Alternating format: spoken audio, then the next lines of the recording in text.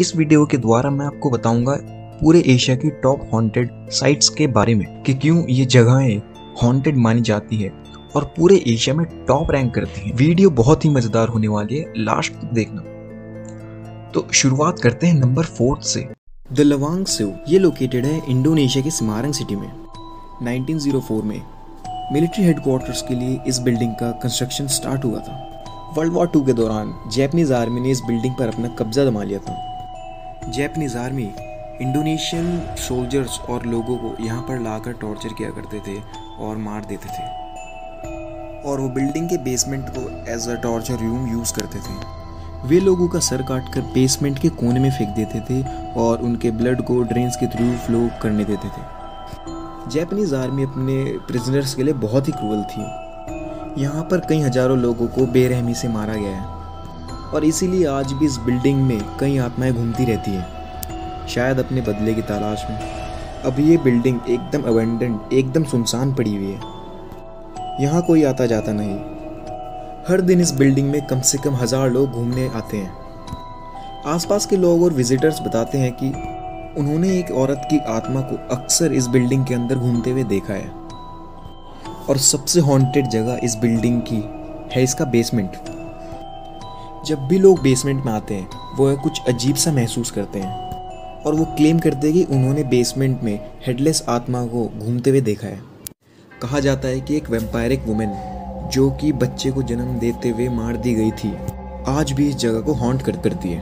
आसपास के लोग डिस्क्राइब करते हैं कि इसकी लाल आंखें और लंबे काले बाल हैं और खून से लथपथ वाइट ड्रेस में ये अक्सर देखी जाती है। और डरावनी बात तो ये है कि यहाँ के गाइड्स आपको इन बिल्डिंग की आत्मा को फील करा सकते हैं, और कई पर्यटकों ने रिपोर्ट की कि उन्होंने एक्चुअल में अपने आसपास की आत्माओं को महसूस किया। और ऑलमोस्ट सभी विजिटर्स ने ये क्लेम किया है कि उन्होंने बेसमेंट से दर्दनाक रोने की और डरावनी आवाज़ें आती हुई सुनाई देती है। काफ़ी सारे एंटरटेनिंग शोज इस बिल्डिंग में बनाए गए हैं। ये जगह इतनी डरावनी है कि आसपास के लोग इसके आसपास से भी गुजरना नहीं चाहते। ये पूरे इंडोनेशिया की सबसे डरावनी जगह है। अक्सर लोग चैलेंज करते हैं एक दूसरे को इस बिल्डिंग में रात भर रुकने के लिए। नंबर 3 पर आता है चंगी हॉस्पिटल। आज सुनसान और खाली पड़ा हुआ ये हॉस्पिटल बनाया गया था 1935 में ब्रिटिश कॉलोनियल्स द्वारा। इसकी और लवांग सेव की हिस्ट्री थोड़ी बहुत मिलती जुलती है। 1942 में इस पर भी जापानीज ट्रूप्स द्वारा कब्जा कर लिया गया था और वॉर के प्रिजनर्स को यहाँ पर लाकर रखा जाता था।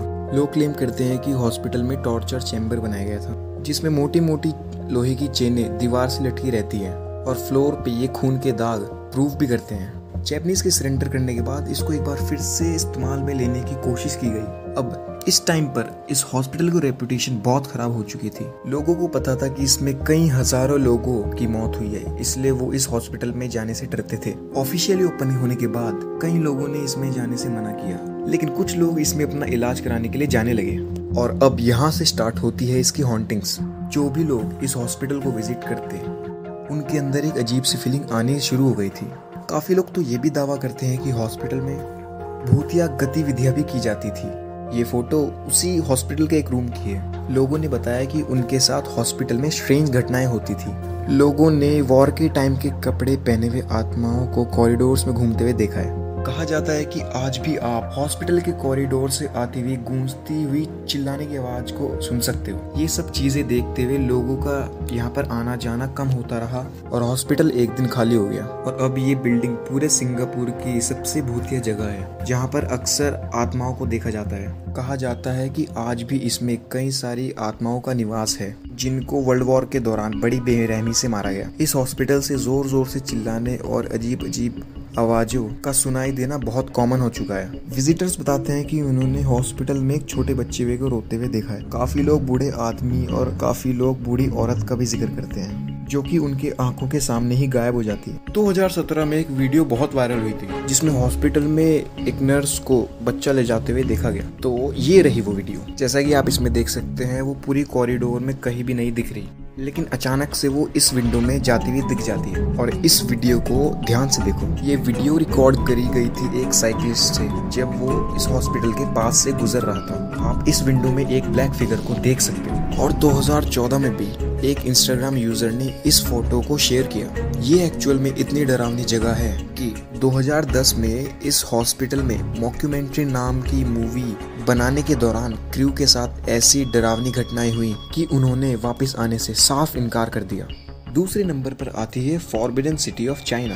ये शहर बनाया गया था 1406 में। 500 सालों तक मिंग डायनेस्टी के एम्परर ने इस पर राज करा। 1925 में मिंग डायनेस्टी खत्म होने के बाद ये सिटी पैलेस म्यूजियम के अंडर आ गई और 1987 में इसको वर्ल्ड हेरिटेज साइट डिक्लेयर भी कर दिया गया। और ये पूरे दुनिया की most well preserved ancient wooden structures है। कहा जाता है कि इसमें सफेद कपड़े में एक रोती हुई औरत अक्सर देखी जाती है और कभी कभी कुछ डॉग्स की आत्माएं इसके पतले पतले कॉरिडोर से अक्सर भागती हुई दिखाई देती है। चाइनीज कल्चर में आत्माओं को बहुत माना जाता है। उनका मानना है कि उन्हें भूतों और भगवान की रिस्पेक्ट करनी चाहिए, लेकिन हमेशा दूर रहकर कभी भी उनके पास जाने की कोशिश नहीं करनी चाहिए। फॉरबिडन सिटी में जितने भी दरवाजे हैं सारे के सारे हाई स्टेप है, मतलब कि आपको अपना पैर उठाकर उसको पार करना होगा। कहा जाता है कि ये दरवाजे भूतों की आवाजाही रोकते हैं। कहा जाता है कि फॉरबिडन सिटी की कंस्ट्रक्शन कंप्लीट होने के बाद ही जिस बिल्डर ने इसको बनाया था उसने खुद ही इस सिटी को श्राप दिया था, क्योंकि इनका एम्परर उन पर बहुत जुल्म करता था। हॉरेंडस इंसिडेंट के कुछ सालों बाद